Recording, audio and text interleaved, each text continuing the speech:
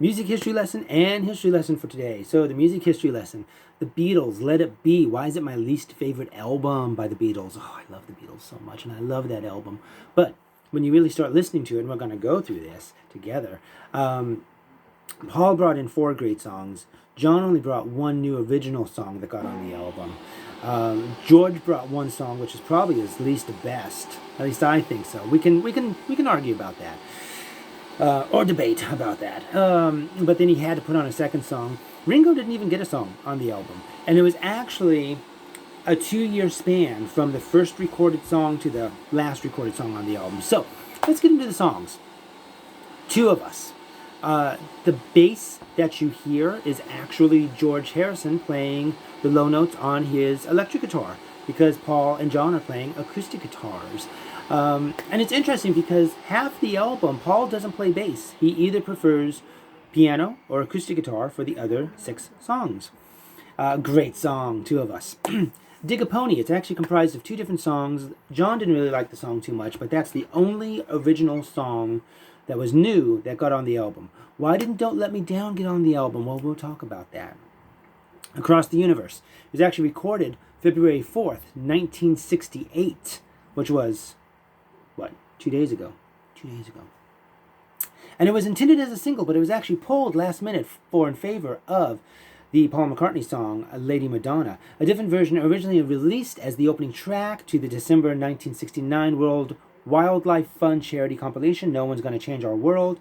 It was not intended for the album Let It Be until Phil Spector included a reworked version once they got a hold of Phil and said, hey, we got this mess of tracks, do something with him. So that was February 4th, 1968. That was recorded. I Me Mine was actually recorded January 3rd, 1970. And that's because after they got back the edits from the Let It Be documentary, they realized that I Me Mine was in the documentary. So on January 3rd, 1970, George, Paul, and Ringo got back into the studio to cut the song without John. John wasn't interested anymore. He was done. We have Dig It, which is a snippet that really doesn't need to be on the album. Let It Be, there's 2 different guitar solos. I think either way you swing it, it's some of George Harrison's best guitar work. Stellar song. Maggie May, again, I get they want to kind of get back to the originality, how they used to be performing and songs like that. So they picked an old song that they used to always warm up with and play way back in the day. It doesn't need to be on the album. I've Got a Feeling, comprised of 2 different songs. Paul had part of the song, John had part of the song, so they did quite like Day in the Life, where they just put the 2 songs together. I will try and add a YouTube link to John's demo of Everybody Had a Hard Year. It's beautiful, very beautiful.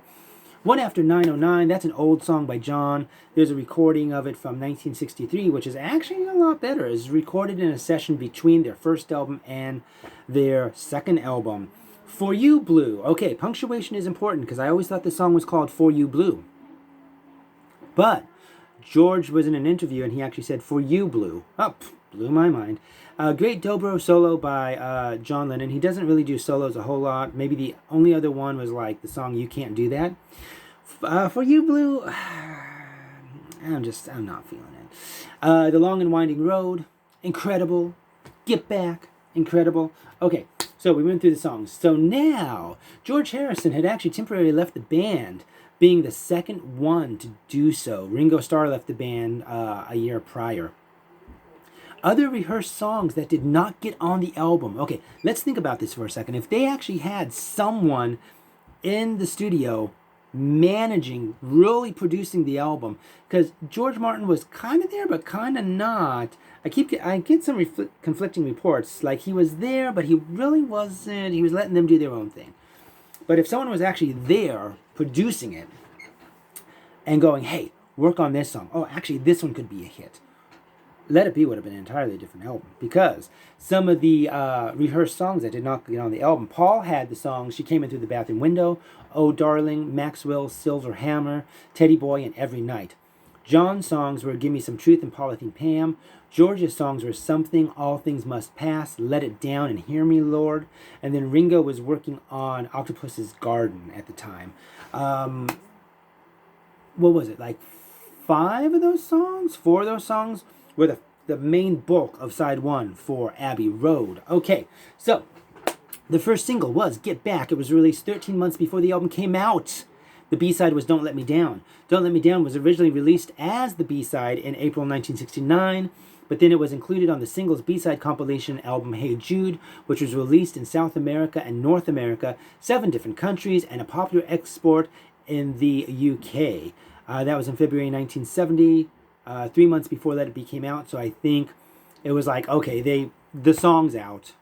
We can't include it on the album, even though Across the Universe had been released 5 months prior, but they did a different version of that. So it's a shame, man. It's a shame. So between the first single and the second single for the Let It Be album, they released the entire Abbey Road album. The original album was going to be called Get Back, referring to getting back to recording how they used to, and the album cover was going to be an updated version of the debut album cover, which was later used as a compilation. But the album cover chosen depicts them as solo artists because they're each in their different square, and the album was called Let It Be. Just let it be. They knew they were breaking up. Just let it be. Man, Paul McCartney wanted to release his album first. The Beatles were saying, hey, can you postpone that album? Because then we can, so it won't undermine Let It Be. Can you just please postpone your album? We don't want to interfere with sales for the Beatles or anything like that. He refused. Even Ringo went over to his house, and I guess Paul just kind of lost it. So Paul had his way. And his debut album came out April 17th, 1970, which was largely received with negative reviews because of its production and song arrangement, reaching number 1 in 2 countries and number 2 in 3 countries. Let It Be was released May 8th, 1970, about 3 weeks later. Reviews were fair to good, reaching number 1 in 7 countries and number 2 in 2 countries. Advanced orders of the Let It Be album were the largest in U.S. history at 3.7 million. Can you imagine? Like, the album's not even released yet, and you're like, platinum, 3 times platinum. The film won an Oscar for Best Original Song Score in 1970. Okay, beautiful. That was the Let It Be album by the Beatles. The last album released, but not the last album recorded. Okay, now, and I'd love to hear your thoughts, too, on this stuff. So, feel free to comment below.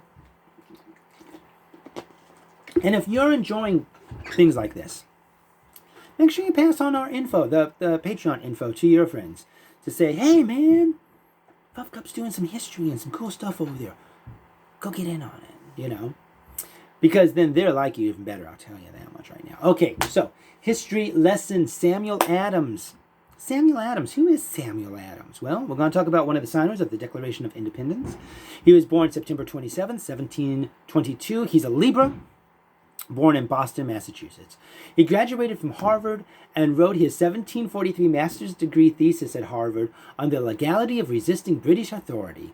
Though a Harvard graduate, he failed most jobs because of his passion for talking politics. Money really wasn't his thing. It really wasn't. Finally, his father gave him a sum of money to start any business he wanted. He gave half to a needy friend and lost the rest. He went to work for his father and inherited the family business of making malted barley for breweries. When his father died, the business went bankrupt. Oh God, Samuel, why are we learning about this dude, huh? The city elected Samuel to be a door-to-door tax collector for those who had not paid yet. He would listen to their issues, sympathize, and end up collecting little of the money. He and his friends started a short-lived newspaper called The Public Advertiser, where Adams shared his opinions. In his spare time, when not working nor earning money, he was building the next generation by having 6 children. This out-of-work dude has 6 children. If his friend John Hancock had not supported them, they probably would have starved. Only 2 of his children lived to be adults. Man, Samuel Adams. I don't want to say deadbeat dad, but what's going on here? Okay, anyway. By the time he reached his 40s, he was the most outspoken critic of England. He and Patrick Henry are considered the first Americans to speak out in favor of independence from England. Samuel wrote thousands of letters about British injustices and sent them to newspapers and other leaders and signed them with false names to give the appearance all of Boston must be up in arms. He also recruited people to turn them into revolutionaries. And out of the secretive group of activists called the Loyal Nine, Adams formed the Boston Sons of Liberty, a group of rebels that destroyed British property and picked fights with British officials. This sparked dozens of towns throughout the 13 colonies to form their own Sons of Liberty organization. Samuel also planned the Boston Tea Party and gave the signal for the tea to be destroyed, as well as the beginning of the committees of correspondence, the letter-writing networks through which colonial leaders kept in touch, as well as pressuring Boston merchants to boycott British goods. He was now labeled by the British as the most dangerous man in Massachusetts. It was Paul Revere that sounded the alert for Samuel Adams and John Hancock when British soldiers marched into Lexington to capture the pair. Luckily, they slipped away. No, Paul Revere didn't say the British were coming. It was falsified. But he was the guy, though. He was the guy. Shortly after the war began, the British offered a pardon to all Americans who surrendered except for Adams and Hancock. If the British had won, Samuel Adams and John Hancock would have been likely the first Americans executed. At the age of 53, Adams signed the Declaration of Independence as a member of the Continental Congress.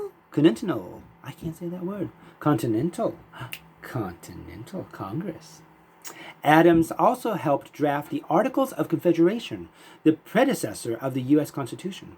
He later served a 4-year term as governor of Massachusetts, dying October 2nd, 1803, at the age of 81. Love to hear your comments. So, today, for music history and history lessons, we learned about the Let It Be album by the Beatles, the making of it, the behind the scenes, going through the songs, and one of the signers of the Declaration of Independence, Samuel Adams. Who are we going to learn about next week? Well, we'll find out. Until then, I love you guys. Bye.